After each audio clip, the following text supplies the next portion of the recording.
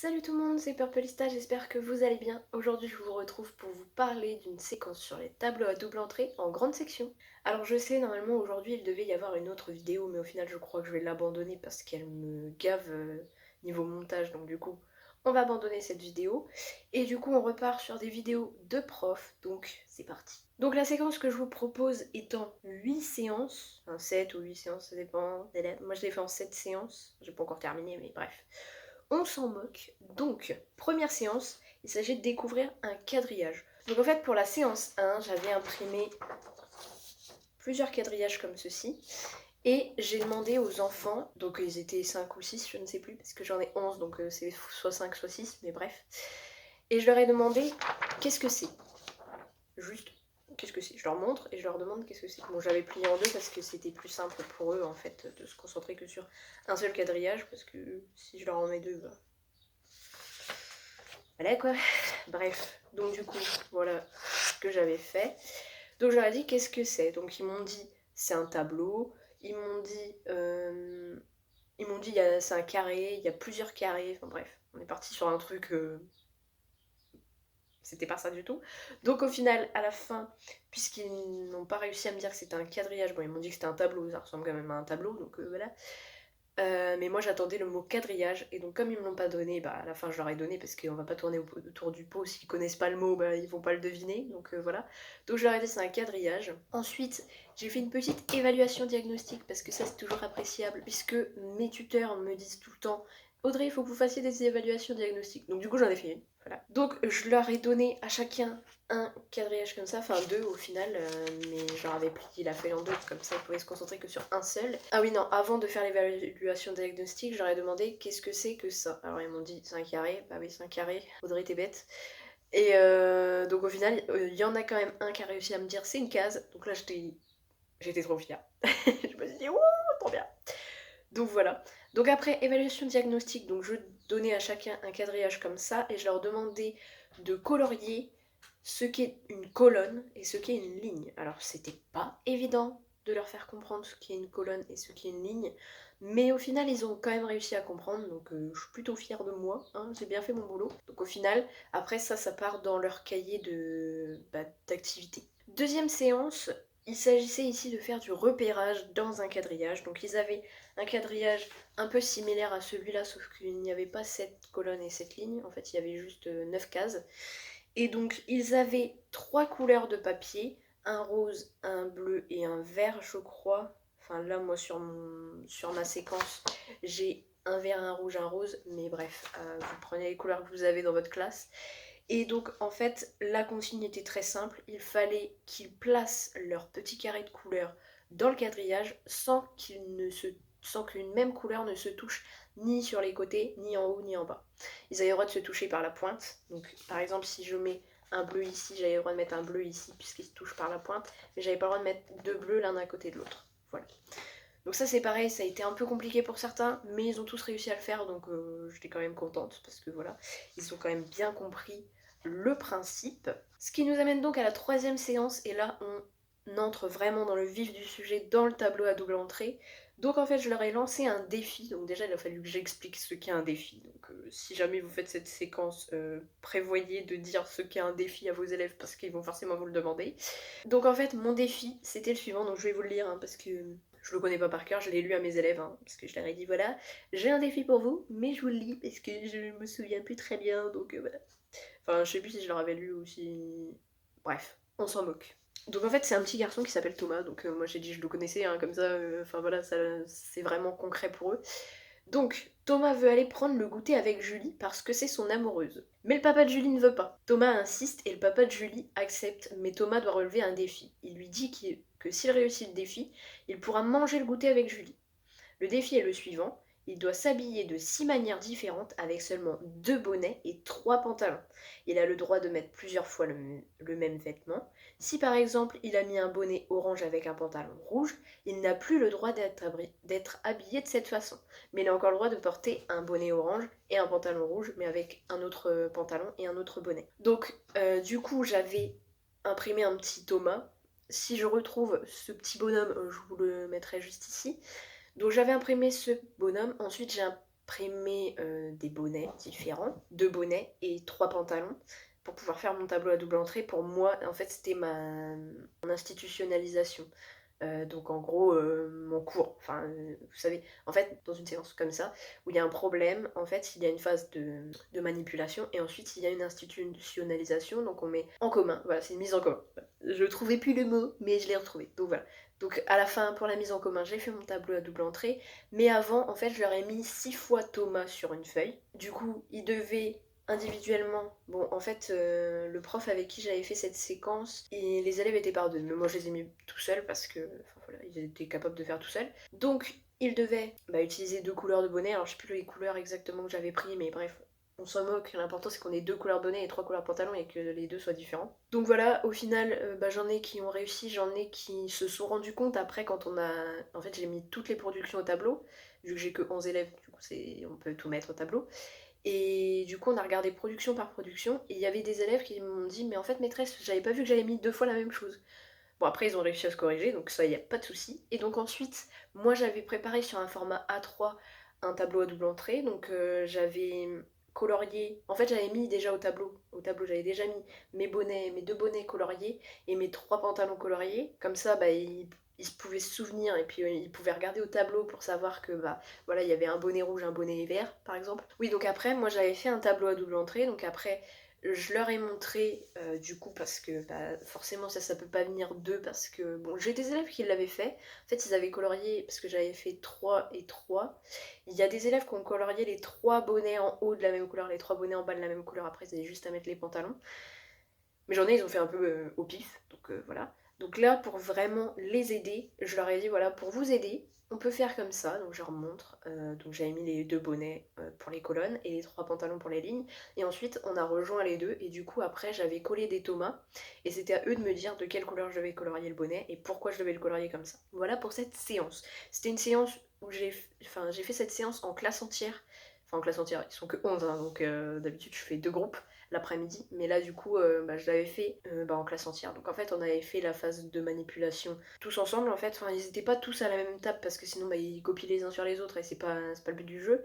Du coup, ils étaient 2 par table. Et donc ça m'a pris 1 heure. Parce que l'après-midi, en fait, de 14h à 15h, vu qu'à 15h c'est la récré, voilà, j'avais pris ce temps-là. Et du coup, ça m'a pris 1 heure pour faire tout ça. Donc c'était dense. Mais ils avaient compris le but du jeu. Ensuite, on passe vraiment à une séance où là, on travaille sur le tableau à double entrée. Donc les élèves vont s'entraîner à compléter un tableau à double entrée. Donc pour ça, je vous mettrai dans la description de cette vidéo le lien qui m'a permis de faire plusieurs tableaux à double entrée sans me casser la tête. Donc je vous montre. Alors j'ai fait cette séance quand ma tutrice terrain est passée dans ma classe. Elle m'a dit Audrey, c'est très bien, mais vous guidez trop vos élèves. Du coup j'ai dit d'accord. Donc voilà comment ça se présente. Donc vous allez me dire, c'est facile, l'armée de voiture jaune, l'armée d'avion jaune, camion de papier jaune, du bateau jaune. Bah oui, voilà. Donc voilà le principe. Et donc avec, j'ai des petites étiquettes dans un petit sachet. Parce que ma tutrice, en fait, j'avais mis toutes les étiquettes de tous les tableaux à double entrée sur la table. Elle m'a dit, non mais Audrey, là ça va pas parce que on passe trop de temps à chercher nos étiquettes. Et du coup, j'ai trouvé cette solution. Donc au final, on a des petites images comme ça qu'on a juste à placer dans le tableau.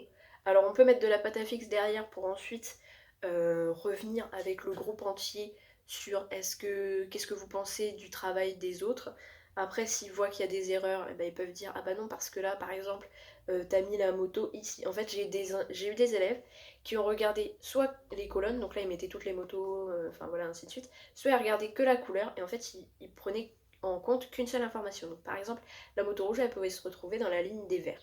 Et du coup après là il y a un élève qui a dit oui mais ça va pas puisque en fait là la moto c'est bien, elle est bien dans la bonne colonne mais dans la ligne et en fait c'est la ligne des verts donc ça va pas, on peut pas mettre une moto rouge. Donc du coup voilà, les élèves en fait font leur truc à leur sauce, tout seuls. En gros, ils n'ont pas besoin de vous. Et ça, c'est super parce que du coup, ils travaillent vraiment ensemble et ils s'entraident et ils expliquent pourquoi ils ne sont pas d'accord. Surtout, il faut bien leur faire expliquer pourquoi ils sont pas d'accord parce que sinon, c'est du n'importe quoi. Alors ensuite, 5e séance. C'est ça, 5e séance. C'est un petit jeu de pirates. Alors ça, les élèves adorent. Je peux vous dire qu'ils adorent. Pareil, je vous mettrai le lien en barre d'infos. Donc, ça se présente comme ça. Donc, on a une carte au trésor. D'ailleurs, je la trouve tellement bien faite cette carte au trésor. Donc on a les coordonnées à chaque fois, pardon, pour pouvoir dire où on place notre trésor. On a des petites cartes comme ça. Alors on a des coffres comme ça, je sais pas si j'ai l'autre type de coffre, où on a des coffres comme ça, voilà. Donc on a deux types de coffres, après on se moque un peu. Mais les élèves prêtent extrêmement attention à ça. Je suis désolée si la lumière bouge, en fait c'est Blacky qui va se mettre à la fenêtre. Donc du coup en fait, les enfants qui étaient ensemble, je leur mettais le même type de coffre, comme ça ils pouvaient pas dire oui mais machin il a des coffres comme ci, l'autre il a des coffres comme ça. Du coup tout le monde avait les mêmes coffres. Et ça c'était cool. En plus là j'en ai 4 et 4 donc c'est super. Donc en fait, le but du jeu c'est que... Donc en fait c'est... Ma séance ça s'appelle les pirates. L'objectif c'est de retrouver les trésors du chef à l'aide de deux informations. Donc deux informations, l'information des colonnes et l'information des lignes. Donc en fait le chef des pirates il cache sa carte, hein, forcément. Ensuite il place sur sa carte des trésors. Et ensuite il a trois pirates adjoints, je sais pas comment on pourrait appeler ça. Bref, il a trois pirates à qui il va donner les coordonnées des trésors pour qu'ils puissent ensuite aller les trouver. Donc du coup, si par exemple il le met ici, donc il va placer tous ses trésors sur sa carte, et ensuite il va dire aux autres où se trouvent les trésors. Donc là par exemple, il se trouve en D4. Donc ils font ça plusieurs fois, chacun à son tour passe en étant chef des pirates. Et ça franchement les élèves ont adoré. Alors par contre, moi je l'ai pas fait comme ça. Moi je l'ai fait qu'en fait c'était moi la chef des pirates, et je leur disais de mettre leur coffre, et ensuite on vérifiait si on avait bien tous la même chose. Moi je l'avais noté sur ma feuille. Comme ça, j'étais sûre qu'ils n'étaient pas en train de me blouser parce que je les connais, les petits loulous. Donc du coup, voilà. Et ensuite, à la fin, on regardait si tout le monde avait bien ses coffres au bon endroit. Enfin, si tout le monde avait les coffres aux mêmes endroits. Et du coup, voilà, on a pu vérifier comme ça si c'était good ou pas good. Sixième séance, donc c'est toujours avec cette magnifique carte au trésor. Ça, c'est une séance que j'ai fait hier, donc je peux vous dire que ça marche du feu de Dieu. Donc en fait ils sont par deux cette fois, donc deux tables face à face ou une grande table où ils sont face à face, bref. On met quelque chose pour cacher au milieu, alors moi j'avais mis des ardoises, mais alors franchement c'était une galère pour faire tenir des ardoises entre deux tables. Donc super, donc je pense que la prochaine fois je le ferai autrement. Et du coup, donc là en fait il y en avait un qui cachait ses trésors. Alors en fait j'ai pas fait exactement comme c'est écrit sur le papier, hein, je suis désolée, voilà. Donc en fait j'ai fait comme la séance précédente en fait. Donc il y en avait un qui cachait ses trésors, l'autre qui mettait, celui qui avait caché les trésors, il donnait les coordonnées des trésors et l'autre devait remettre. Et ensuite on regardait si on avait bien la même chose. Voilà, mais normalement la vraie séance que je ferai du coup la semaine prochaine, c'est en fait comme le jeu de la bataille navale. Donc en fait ils ont une grille comme ça où ils ont leurs trésors, ils ont une grille vierge où il n'y a rien du tout. Et en fait, chacun va cacher ses trésors. Et ensuite, celui qui est en face, il va dire, voilà, est-ce que ton trésor, il est en E3 par exemple? Et puis là, il va dire, bah non, mon trésor, il est pas en E3. Donc du coup, il va mettre une croix dans la case pour dire que il n'y avait pas de trésor ici. Si il dit que oui, son trésor était bien en E3, il prend un trésor et il met du coup sur la carte vierge, il met le trésor en E3 pour dire qu'il y avait un trésor ici. Ouais, voilà pour cette séance. Et donc dernière séance, c'est pour ça que je disais que ça pouvait être en 7 ou en 8 séances, parce que du coup il y a des séances que moi j'ai aménagées, que j'ai fait autrement. Et bref, pas de soucis. On peut toujours trouver des solutions, de toute façon, faut pas s'inquiéter, faut pas être stressé. Et donc dernière séance, du coup, c'est le jeu de la bataille navale. Donc je vais pas vous expliquer comment c'est la bataille navale, hein. Tout le monde connaît la bataille navale, je pense. Donc en fait, chacun va cacher ses bateaux, donc des bateaux de une case, ou des bateaux de deux cases, ou des bateaux de trois cases. Moi je pense qu'au début, on va faire des bateaux de deux cases et d'une case, parce que les trois cases, en fait, c'est un peu compliqué. Donc voilà, comme ça ils sauront que voilà, il y a deux types de bateaux, et ceux qui sont le plus à l'aise, je vois déjà qui est très à l'aise, je leur mettrai des bateaux à trois cases, et comme ça, voilà, il n'y aura pas de souci. Et donc du coup, à chaque fois, il va dire, voilà, est-ce que ton bateau est en telle case, et là, après, il va dire touché, si il est touché, et touché coulé, si son bateau est complètement dégommé. Donc voilà tout le monde, voilà comment se présenter ma séquence sur le tableau à double entrée. Le tableau à double entrée, c'est vraiment une chose très compliquée à aborder en grande section, mais je pense que c'est très important quand même qu'on l'aborde à ce moment-là, parce que bah, après, tout au long de la vie, on utilise des tableaux à double entrée, donc voilà. J'espère que cette vidéo vous aura plu. Si c'est le cas, n'hésitez pas à laisser des pouces vers le haut, n'hésitez pas à commenter pour me dire si vous avez déjà travaillé sur les tableaux à double entrée avec des grandes sections ou avec d'autres classes, et me dire si vous avez rencontré des difficultés particulières. Personnellement, j'ai pas eu de difficultés particulières, après mes élèves sont quand même assez performants, je vais pas me lancer des fleurs, mais bon voilà. Même s'il y en a qui ont ramé un petit peu pour quelques séances, mais dans l'ensemble, tout le monde a réussi à faire la séquence sans problème. Donc voilà, donc, n'hésitez pas à me dire tout ça en commentaire, n'hésitez pas à vous abonner en cliquant sur ma tête juste ici, et n'hésitez pas à regarder mes vidéos précédentes qui se trouvent juste là.